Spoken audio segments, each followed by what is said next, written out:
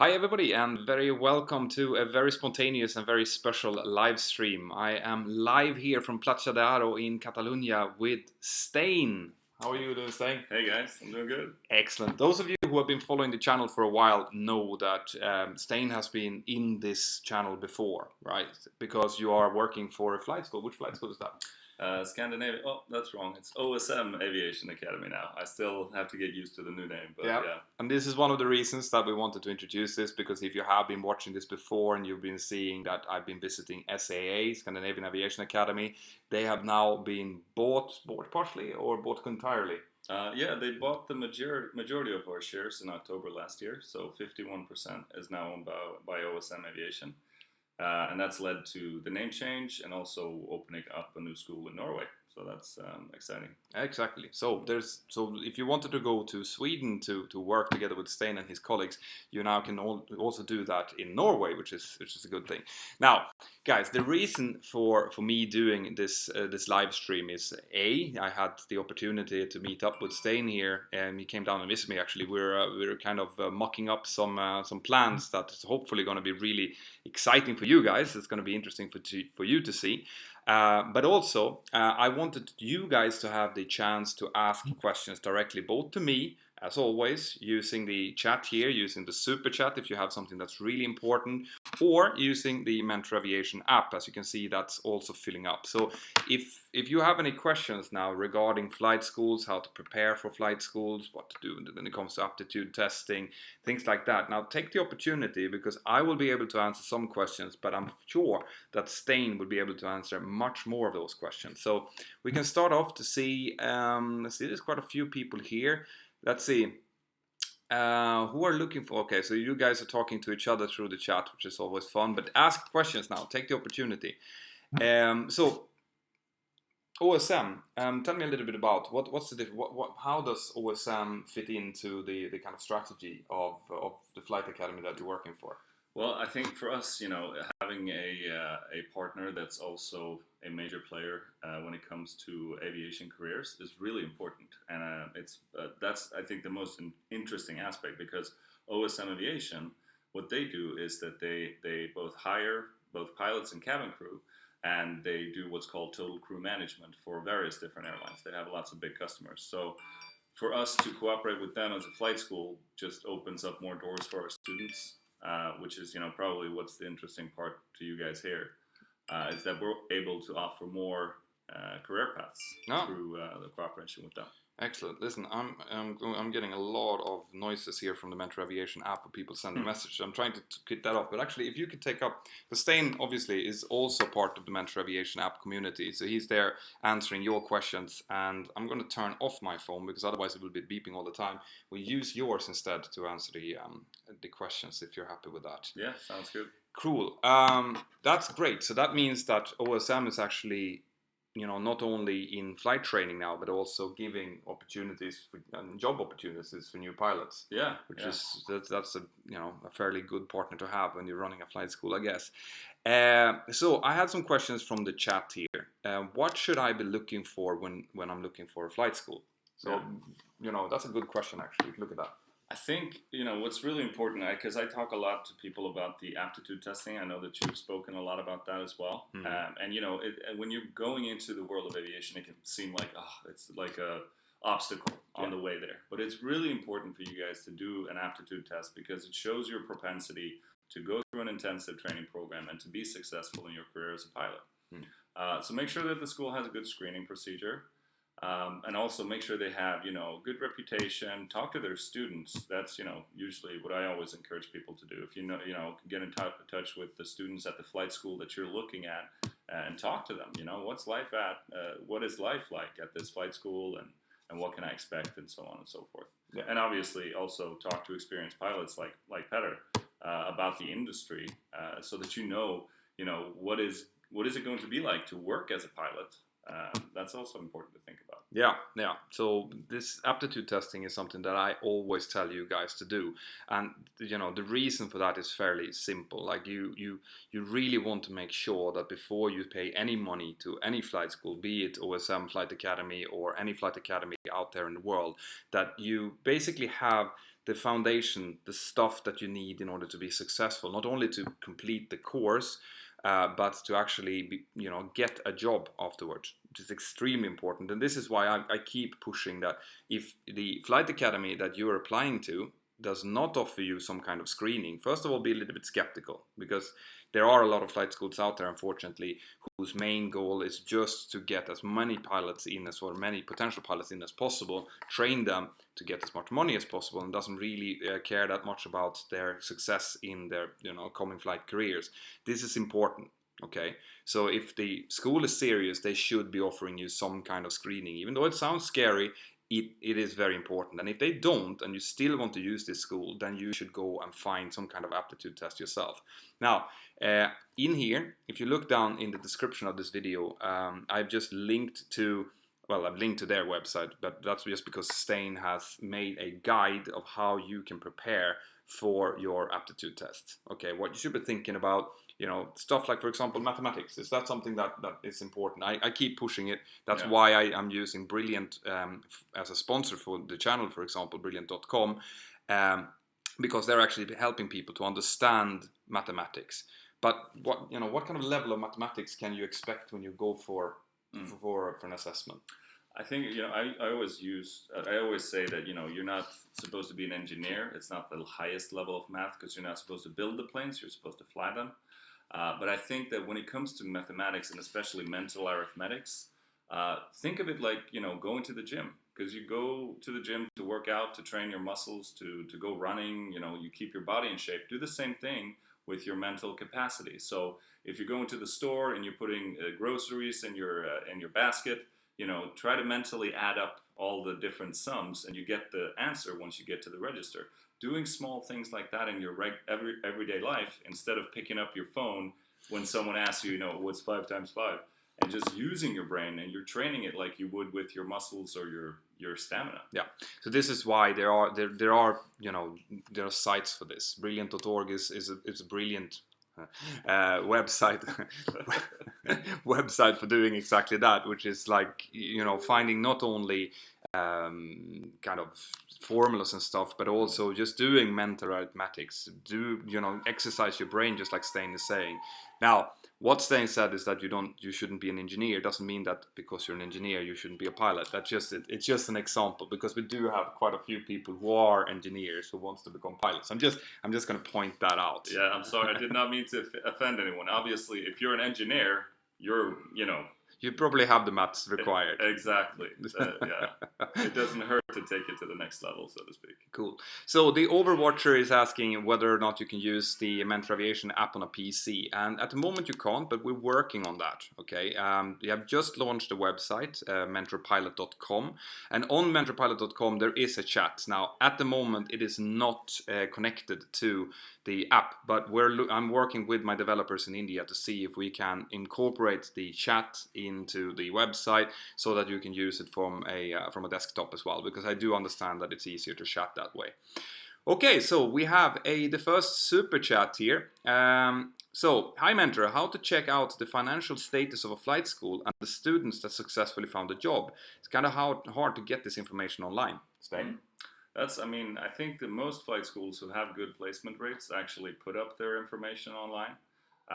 We have a blog post about our hiring statistics over the past couple of years, and so you should be able to find that information on the flight school's webpage. If it's not there, send them an email, give them a call, and ask these questions. How many students finish the training? How many students get hired?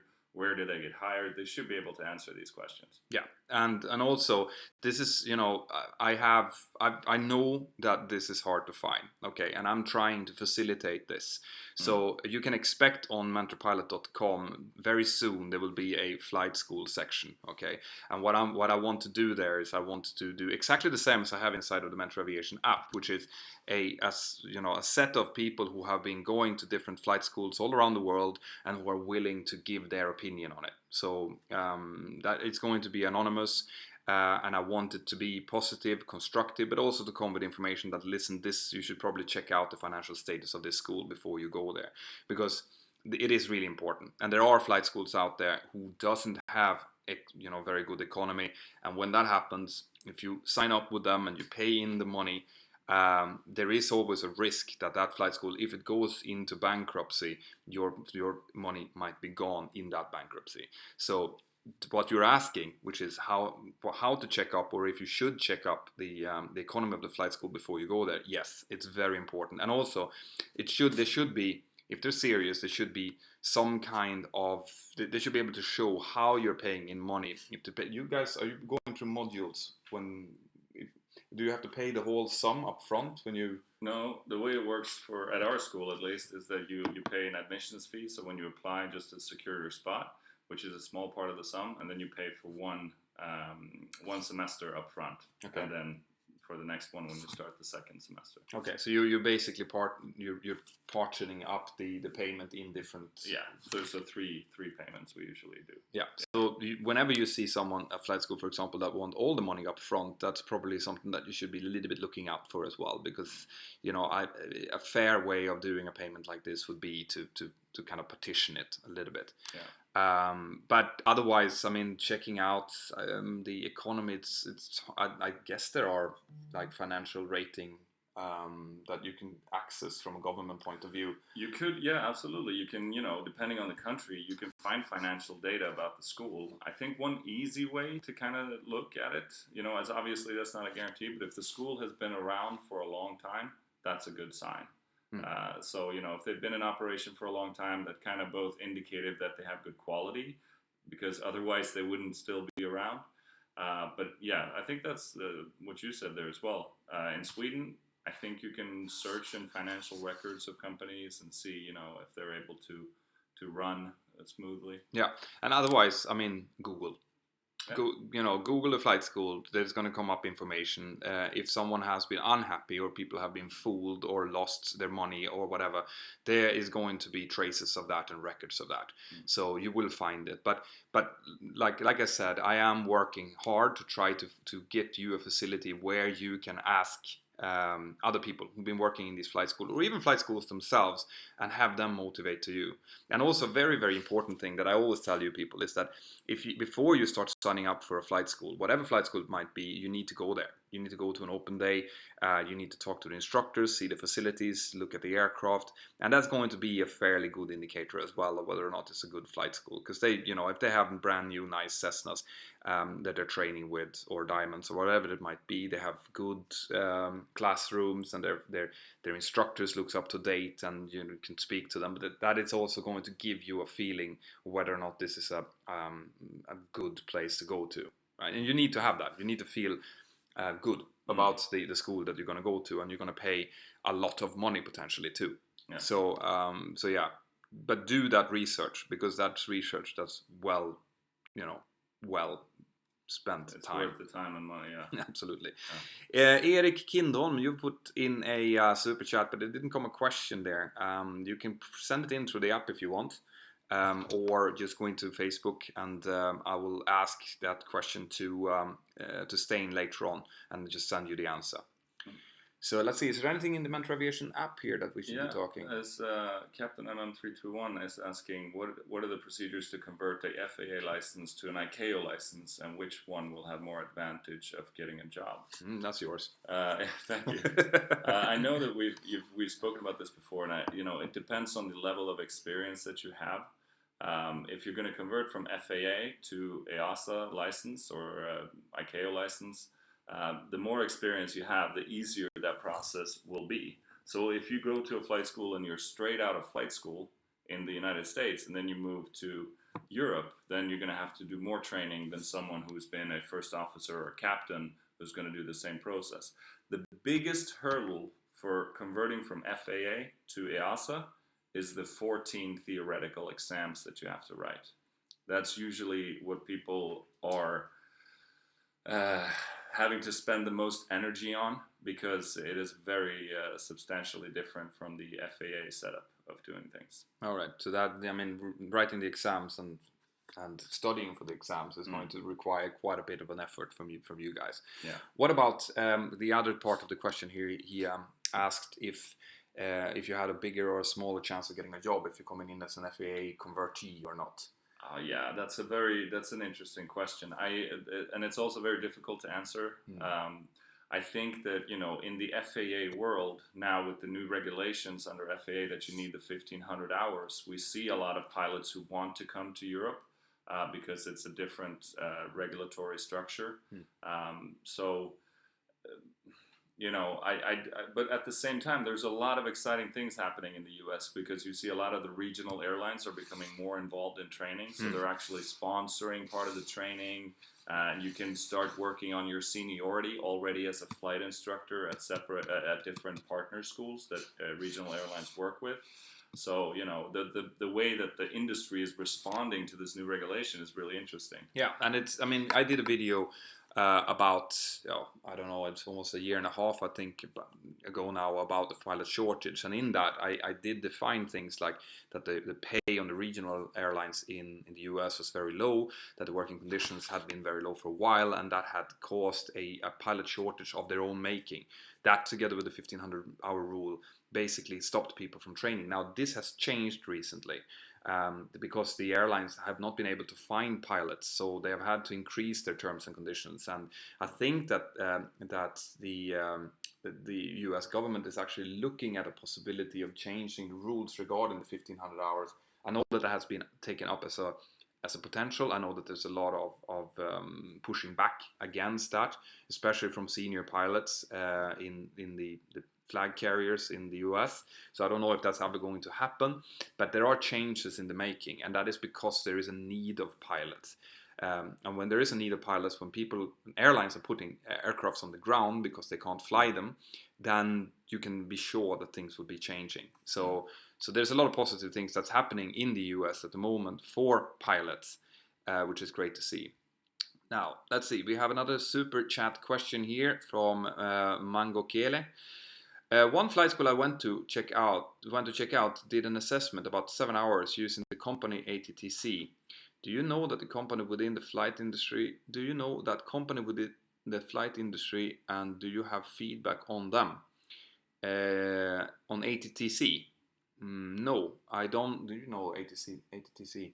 Unfortunately, I don't. No, I don't have any specific knowledge of that, but the fact that they do assessment, and the 7 hours sound quite grueling, is a good sign. You know, the fact that they are checking out. I know that, you know, you can go for airline assessment that takes 3 days, where you have a medical assessment day, you have an aptitude and psychological assessment day, and the simulator test, which takes 3 days. So the more thorough they are when they're checking these things, the better it is.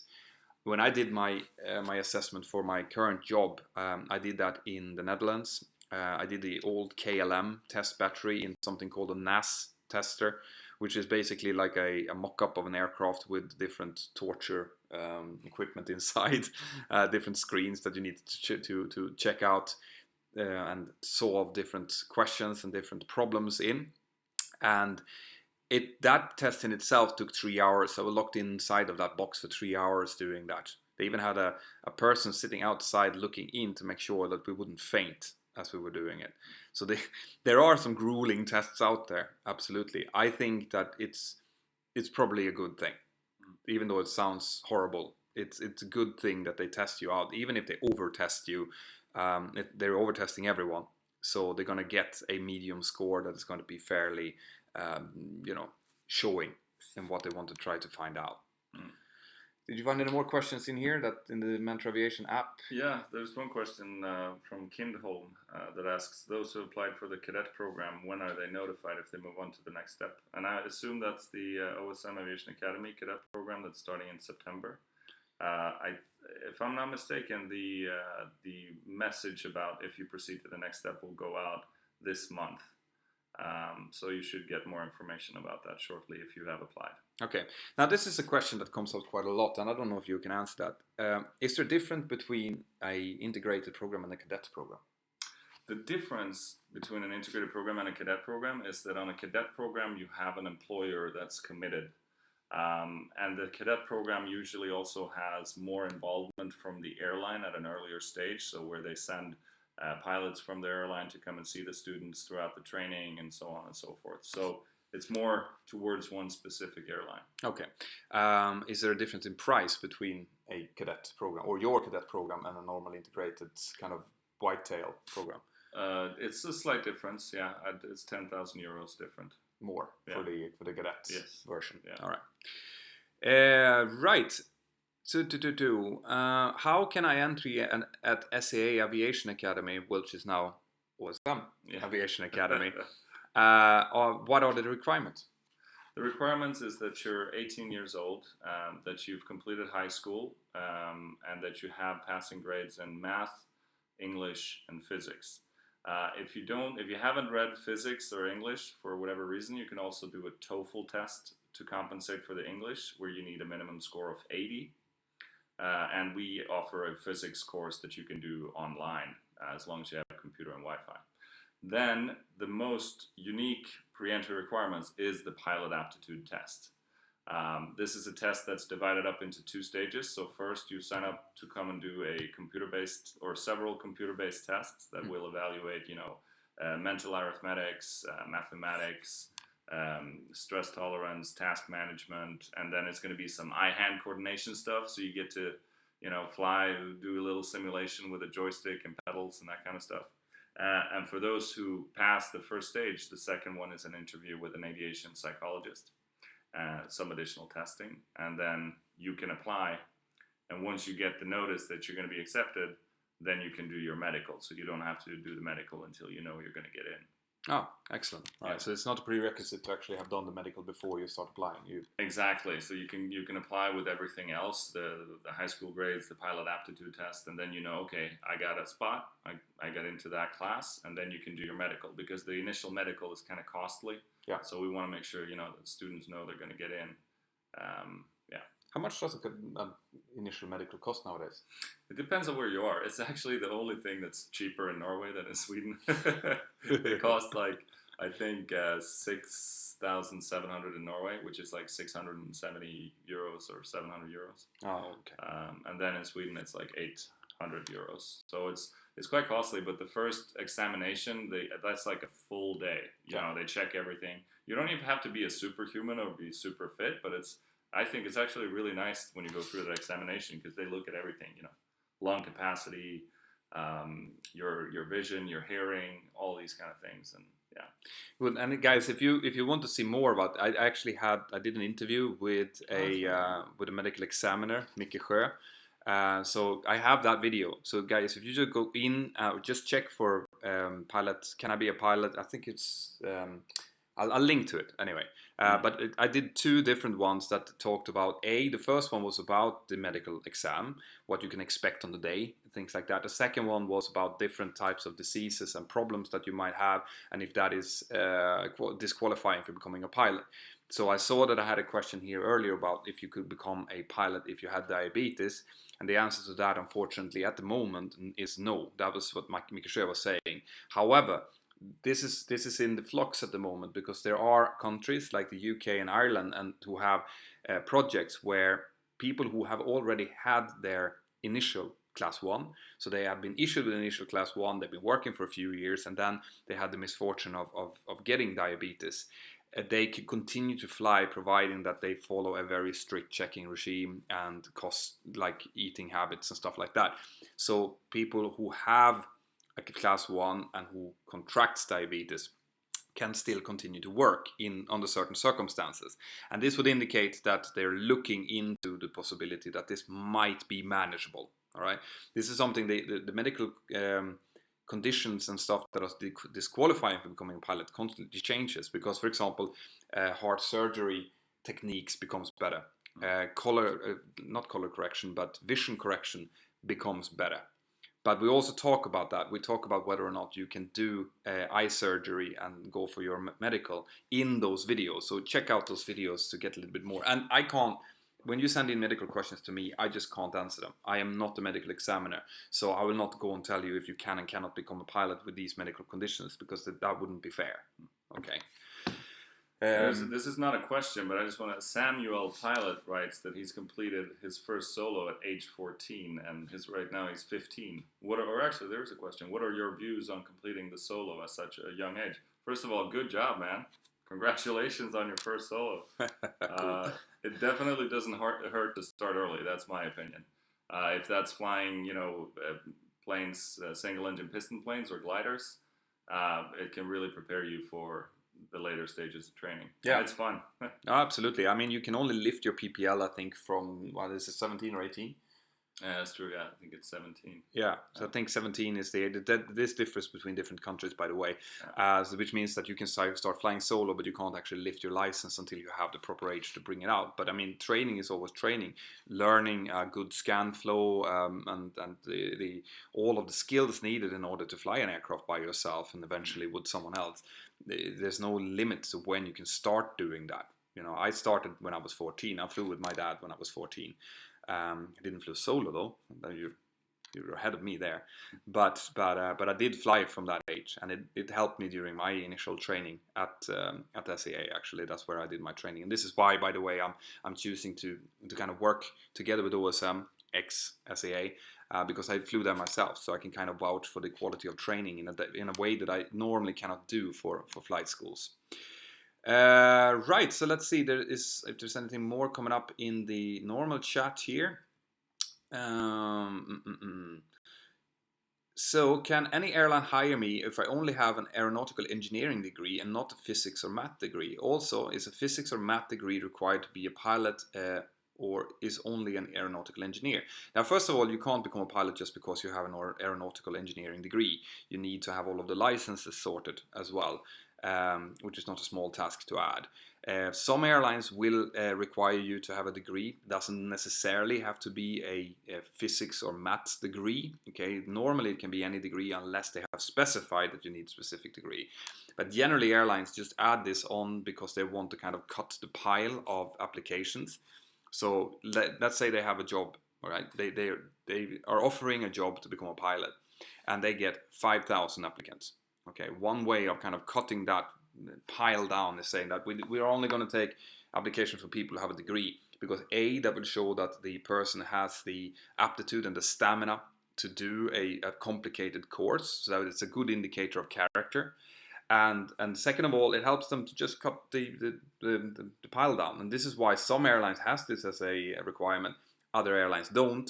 Some airlines that has it as a requirement suddenly skips that requirement when they suddenly need a lot of pilots. So these kind of restrictions are fluent and airline specific. Right, so let's see, another super chat question. Hey guys, I just checked out the SAA and OSM cadet program. One of the requirements are Math B, in English B, and Physics A. Are these negotiable? If your own slightly different, does a degree hold any weight? Yeah, that's for you. Yeah, I would see if you have a degree in addition, that definitely holds some weight. But I would have to have our admissions team look at your application to give you a definite answer. If you have the subjects or some of the subjects and then a degree on top of that, I would say send in your application and we're going to take a look at it. Cool. So that answered that question. That's great. Okay. So hi sir, I'm going to Canada in June, last for CPL. So how what should I prepare for the interview? Yeah, like we said. Here, if you look at the description of this video, I put in a link where Stein has actually put together a document that you can download. It's for free, isn't it? Yeah, it's for free, yeah. Yeah, so you can download that document and it will give you a kind of point-to-point thing that this is stuff that you should be preparing. Now, given that this is preparing for the OSM flight school, but I'm guessing that most most schools out there is going to have very similar requirements and very similar kind of acceptance tests. So choose that one rather than us sitting here explaining. It's probably better that you just read it through. Yeah.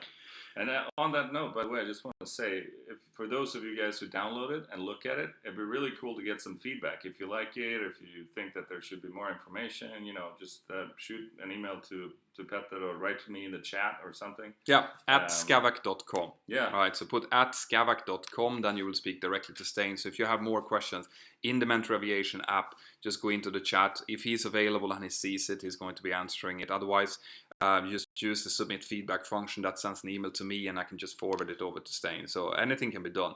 This is what we're trying to do. This is what I'm trying to do with the app, the new website, mentorpilot.com.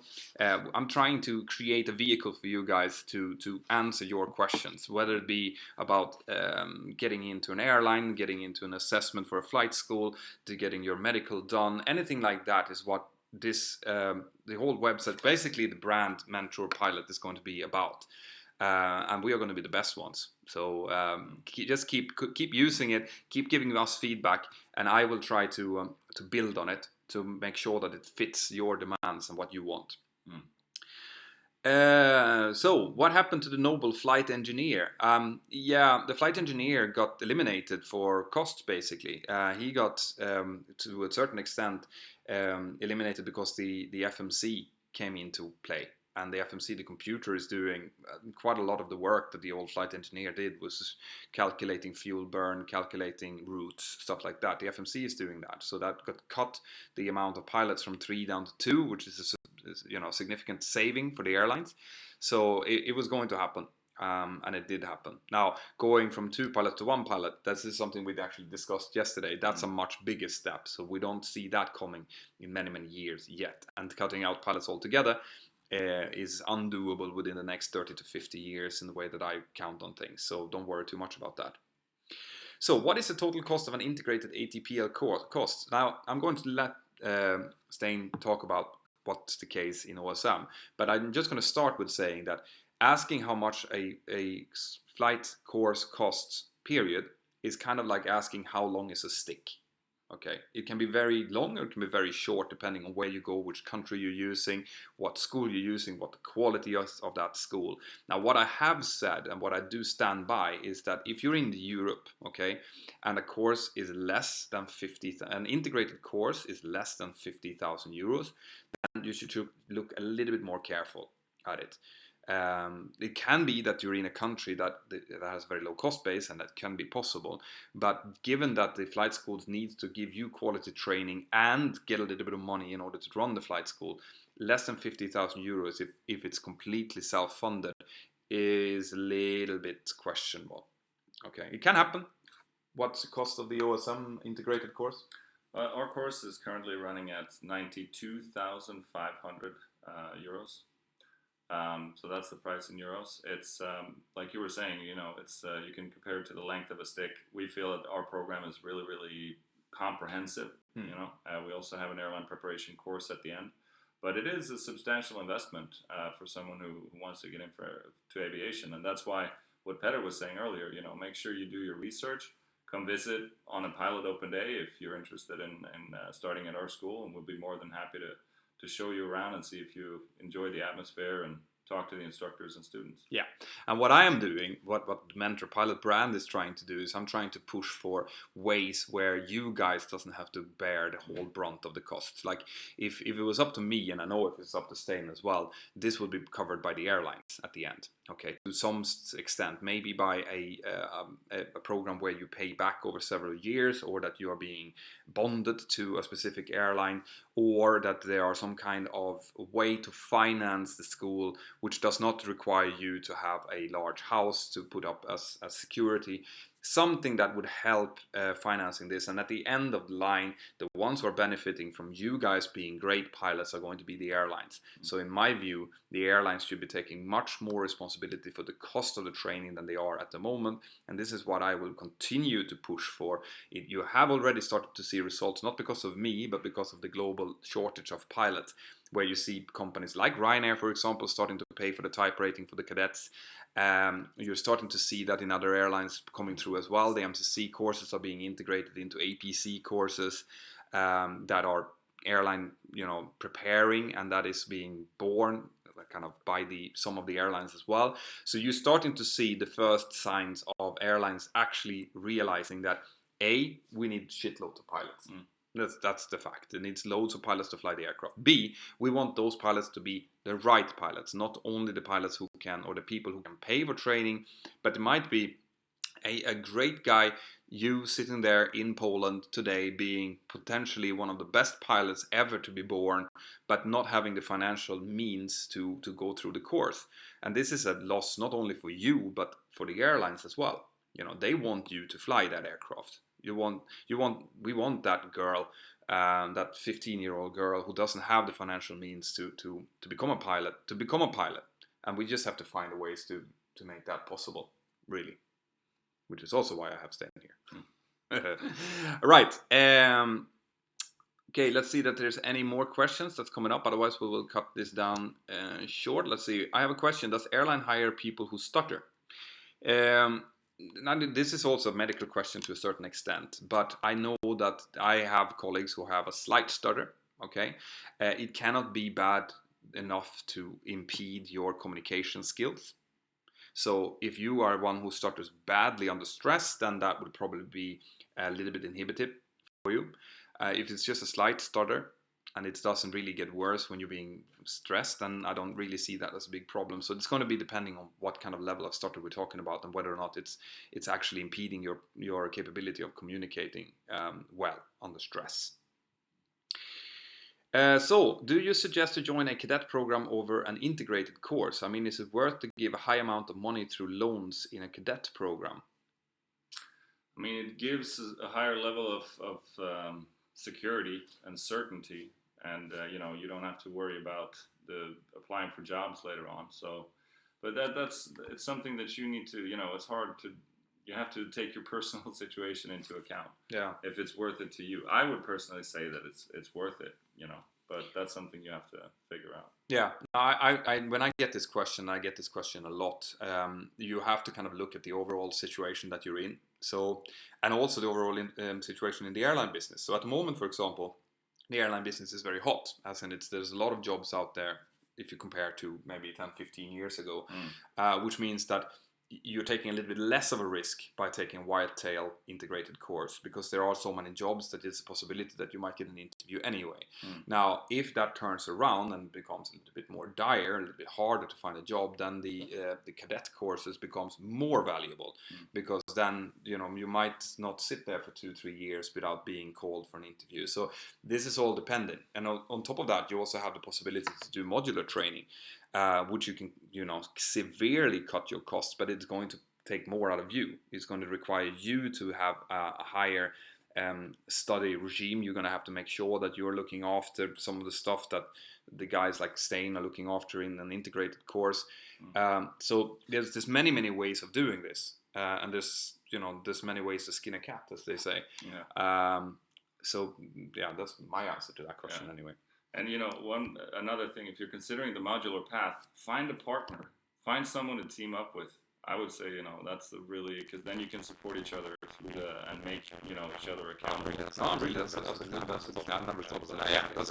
great. There's always going to be people who are willing to go into flight training, and if financial problems or if financial thing is a problem, then the modular route is there so that you can, for example, have a job on the side, work, and then fly as you gain extra money. Okay, and doing that together with someone is actually a great way of doing it because you will kind of look after each other. So yeah, you can probably find a good partner in the Mentour Aviation app. You see this, my man. I just want to do a shout out to Carol, who's written, because I've spoken to Carol before, and you asked a question there if I got any ATPL tips. Hope to see you soon as well, by the way. I'm not sure if you're talking about study tips here, but if that's what you're asking, create a schedule, stick to it, and make sure you look at your studies like it was a job. Yeah. Put in the amount of hours every day. That's how you're going to succeed. Now, something that I've actually, it's good that I have you here, because I'm getting questions on how to kind of structure the ATPL exams. And I know that there is a possibility to choose on how many occasions you're going to do the exams. Yeah. Do you have any tips on that? Because it's becoming more and more important, at least in some airlines, to have first-time passes on your ATPL exams. Yeah. So is there anything that people should be thinking about when doing this? I think our approach, which I think you can apply on your own, even if you're doing it modularly, is that we do school tests, and on the way up to the school test, we do progress tests along the way at certain intervals. And that's really, really important because then you get to gauge how much you've been able to learn and retain and then answer on those questions. But then on the school test, which is the one prior to the CAA exams, we set the bar higher. So you have to have a really, really good score to pass through our school tests, because if you get through those, then the CAA exams should be easier. So even if you're performing at a lower performance on your CAAs, you're still going to pass the exams because you got through the exam that was before it that was tougher. And how are you going to get access to school exams like that if you're doing it modular? I mean, you could do. We offer a modular course, a semi-distance course, and we follow the same structure there. So that's one option, and I'm sure that there are others who have a similar structure. What about the kind of combining different exams? Is there any good formula to how to combine the 14 exams into the different tests days, so to say? Yeah, I think for us, it also ties into the flight progress, Mm-hmm. So we kind of try and choose subjects for the first phases that are important to have with you when you're going to be out flying the airplane. But then we also try, and I might be wrong on this, but I think one of our policies is to try not to have a lot of big subjects in one phase. Yes. So you kind of, you divide up the bigger ones into the different phases. I would say that is probably a good idea, because I've gotten some feedback from one of my friends actually who recently did his ATPL exams. This is a guy who has extremely high capacity and very well read up, but unfortunately he tried to do the exams in, I think, 2 goes or something. And he did not have enough time to properly prepare. I think he was prepared, but he didn't have enough time to complete the preparation for one of the subjects, which meant that he got 74%, so he failed one of the exam attempts.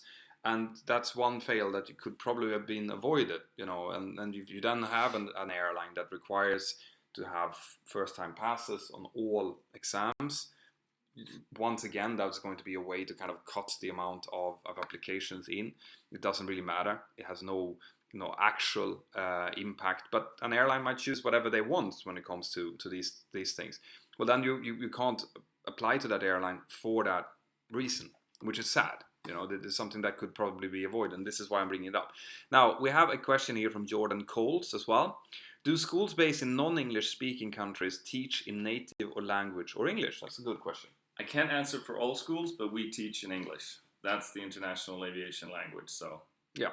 And I mean, that's something that you can definitely find out when you contact the school. So I would say that anyone who's doing an integrated course really should be able to teach it in English, because otherwise it's a big downturn. And me being a line training captain, having pupils or having cadets that have problems with English language is definitely something that, it's not a hurdle that you want to have when you get into line training for an airline.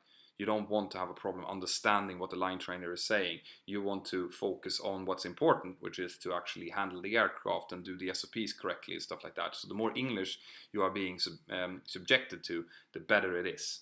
Okay, very important. So let's see, do you find any more interesting questions there in the chat? There's so many cool questions there. It's fascinating to see the engagement with all you guys. But let's see here.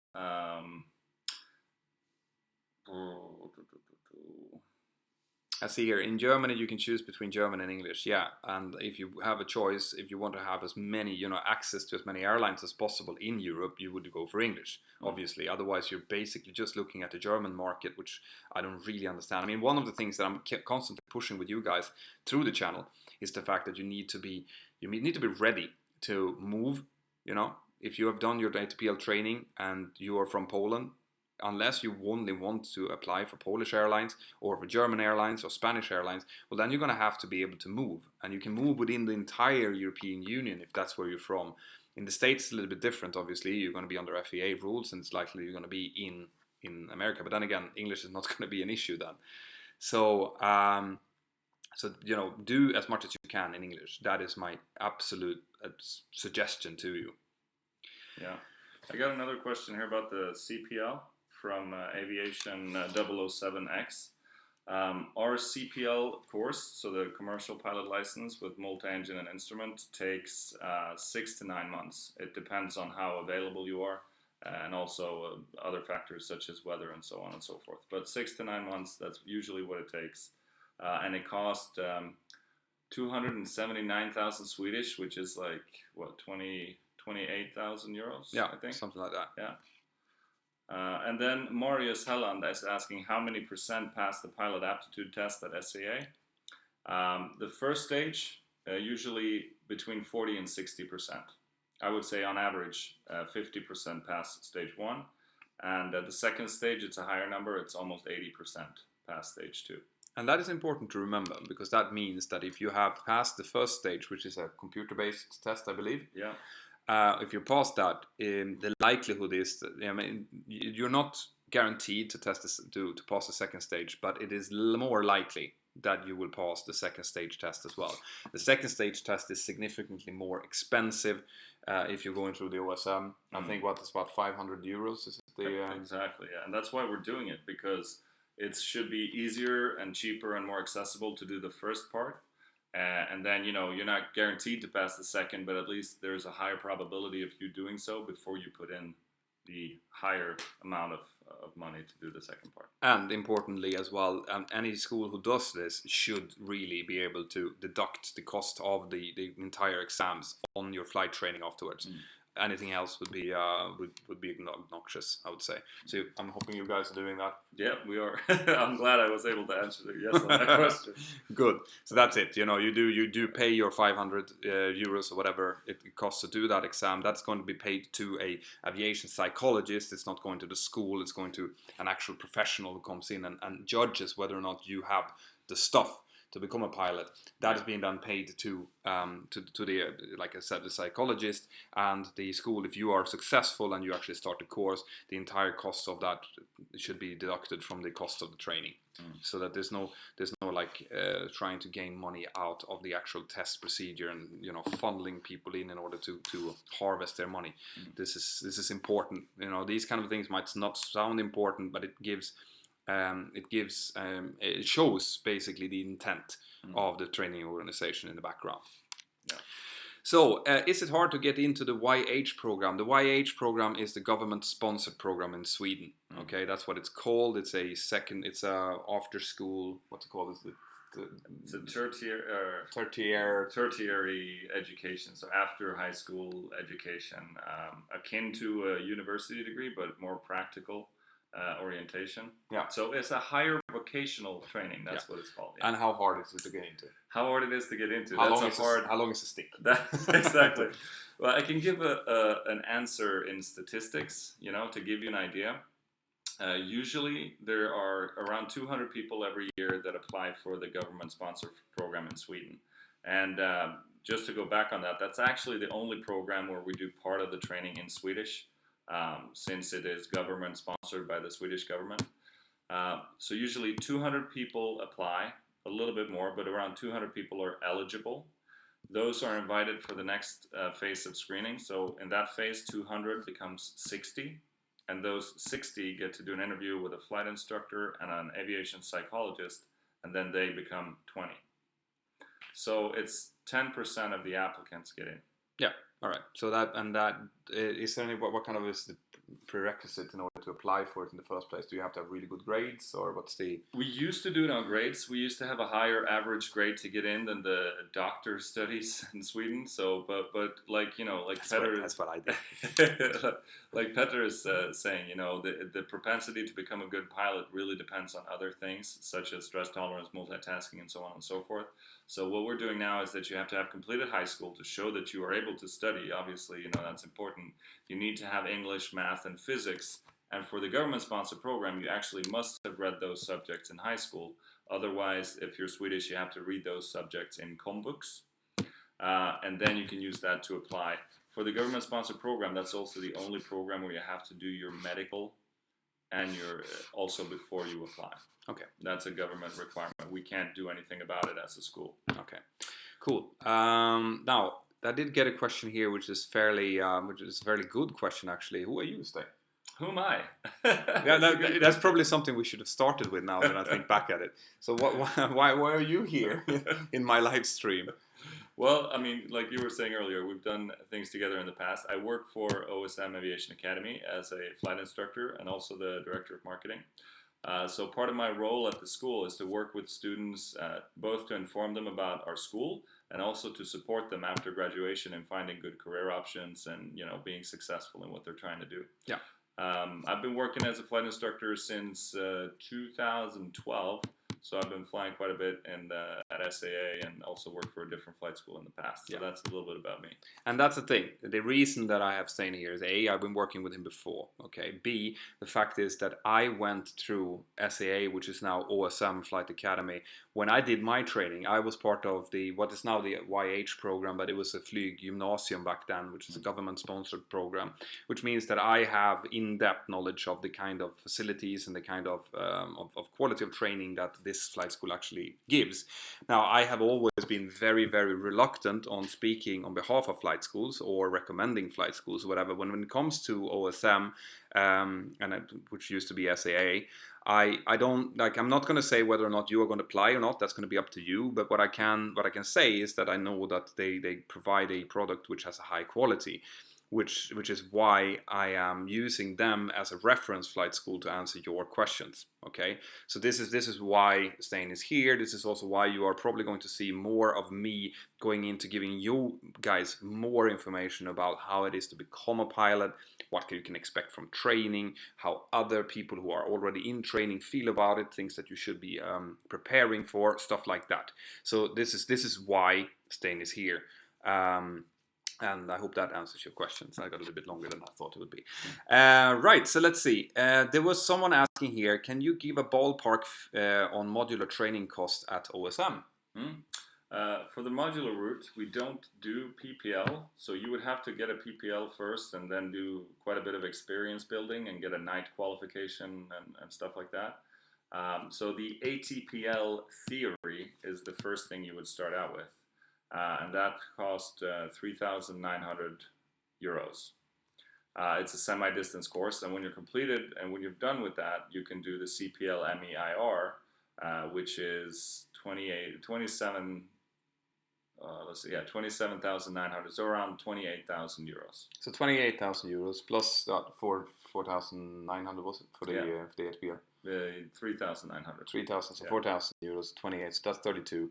Yeah. 32,000 plus your PPL costs, which is another, I guess, about 10? Yes, and then also MCC, an airline preparation course, I would strongly recommend. The MCC you have to have, but the airline preparation course is also really good at bridging the gap into the type rating. So those two combined cost 6,500 euros. So you're looking at 50,000.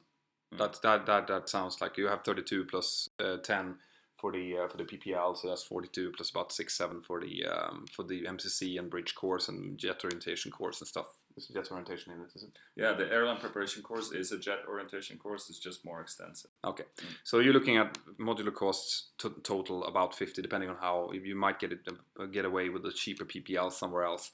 But like I said, you see, there's a reason I'm not just grabbing the 50,000 euros out of the air. This is approximately what it will cost you to have quality training if the flight school are going to be able to survive and get some kind of cut out of it. Now, given Sweden is not the cheapest country, it's cheaper than the UK, for example. It's cheaper than Norway, I believe. Yeah, everything's cheaper. Everything is cheaper. But there are other countries out there that have a cheaper cost base on general than what Sweden do. So there, you might be able to get away with lower than that. But this is a ballpark figure of what you can expect if you're self-sponsoring it. Right, so how is flight training Adelaide from Australia? Now this is something that I don't really know, okay? This is why I created if you go into the Mentour Aviation app and you search for flight school or the flight school, let's see this, I think it's called flight school, the video. Anyway, in the description of the video, when you look for that, you will see a list of people who've gone to different flight schools all over the world, and they are willing to answer your questions in the chat. So you just tag them at whoever it might be, and whenever they have time, they're going to come back to you and answer it, and you can, set up a meeting. Maybe you can Skype each other or whatever, that way. So the schools that I don't have any kind of experience of, and I don't know many of the Asian or the Australian or the Chinese flight schools, or even the American ones actually, then I would try to find people. And you, by the way, if you're watching this right now and you're in a flight school and you say, hey, I would like to help people about this, then go into the Mentour Aviation app, go to the settings, submit feedback. That will send me an email, okay? And I need your username so people can tag you. I need the country that you're in and the flight school name, okay? So just send me that flight school name, country, and this is me. I'm willing to talk about it, and I'm going to add you to this list. Okay, that way we'll get more and more, and you can search by country, just walking it well down, say that, listen, I'm in New Zealand, I want to know about this flight school. But it turns out that there's a dude or a girl in New Zealand who is willing to tell you about this. So you see, I'm trying to create this for you guys, because I know it's a hard thing to find. So every type of video, what does OSM stand for, and what did SAA stand for? You mean what the letters stand for here, I'm assuming? Yeah. So SAA stands for, or stood for, Scandinavian Aviation Academy. And OSM just stands for, it's actually coming because OSM Maritime, which is the mother company to OSM Aviation, was in the maritime industry. So the letters OSM stands for Orient Shipping Management. But together with aviation, that's the field that we are in. Yep. So Orient Shipping Management.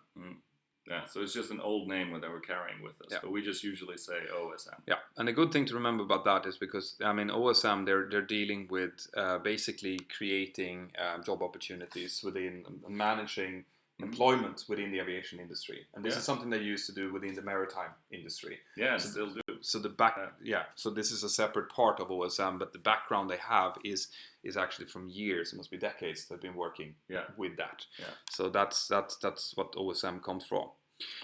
Right, guys, we're coming up to almost an hour, so we are going to have to cut this short. Now, guys, if you have any really questions that you really want us to answer, then use the super chat function now. Otherwise, we will just see if we can answer the last couple of things. Let's see, can you find any more things in the Mentour Aviation app here? I saw that there was someone asking how many students in the first officer program are hired. And those who graduated this year, I know that there's still a couple that we're looking for career options for. But most of the students are hired. I don't have a percentage number, but I know that I'm working with 2 of those graduates to still find job opportunities. And that's out of how many? That's just 5 graduates from that program this year. Yeah. So. All right. So looking at 60% right now, and that's when did they graduate? Earlier this year. Again, I can't remember the exact date. So it's 60% employment, and the other ones have been unemployed for a few months. Yeah. All right, so that's what you're looking at the moment. Any advice of obtaining flight training in Canada? Yes, that's what I was saying. Canadian flight schools is not my cup of tea. But I'm guessing that getting into flight school in Canada is very similar to getting into a flight school in Europe. So use this guide that Stein has created to give you a little bit of insight on how to prepare, and then start looking for flight school. Call around, go on open days, check them out, and go to the one that you feel best about, because it's a major investment, and it's something that you really need to take care about before you sign up with something. It has to feel good.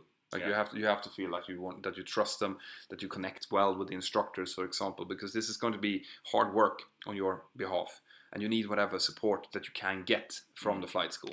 And talk to their students. Yeah, talk to the students. Do you guys have any, is there students that are available at OSM to talk? Oh, we do. When we have open days, I always invite students over to talk to people, just because, it's really good for them to see what it's like to be a student at our school. I know in the past that people have asked if we could set up an online chat. That's something that's exciting. We haven't had the time to do that yet. But that's going to be through the Mentour Aviation website if that happens. Exactly, yeah. That's a good idea. That's a good idea. We'll do it through the app. Yeah. We could set that up. Absolutely. They will definitely set up something. In the app, the app is already there. So if there are students who are willing to talk about what their experiences are, we will definitely add them onto the list of people that you could contact. So we're going to have to talk to them first, though. Yeah. Sorry, but who is Stein, and what does it, and why is he here? We've already answered that question. We had a long conversation about that just about 10 minutes ago. So scroll back and check it through. He is the director for a major, one of the biggest, if it's not the biggest flight school in Scandinavia at the moment, is it? Yeah, when we're opening the new base in Norway, we will be. Okay. Cool. Right, guys. So this, I see that it's starting to lack out of questions now. So I want to thank you for being here and for asking your questions. Okay. If you have more questions, use the app. Send me questions through Facebook, through the app, or through here.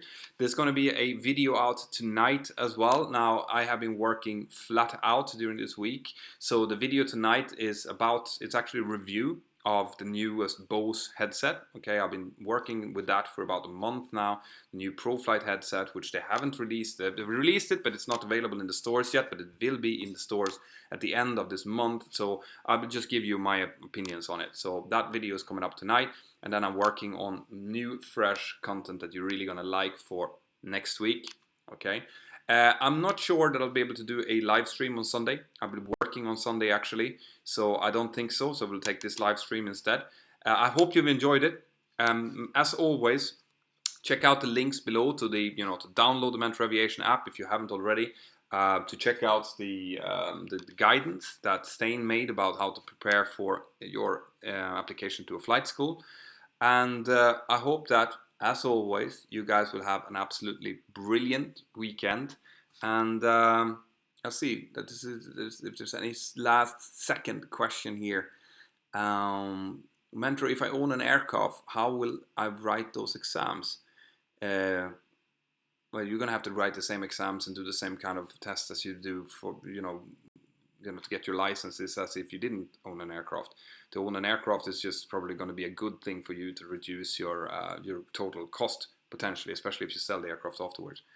And there's more questions here about cadet programs. We did actually cover those earlier on. So guys, take care of each other. Thank you very much, Stein, for being here and answering questions. I'm sure we will see more of you coming forward. And Thanks for having me. Great. Have a fantastic evening, everyone.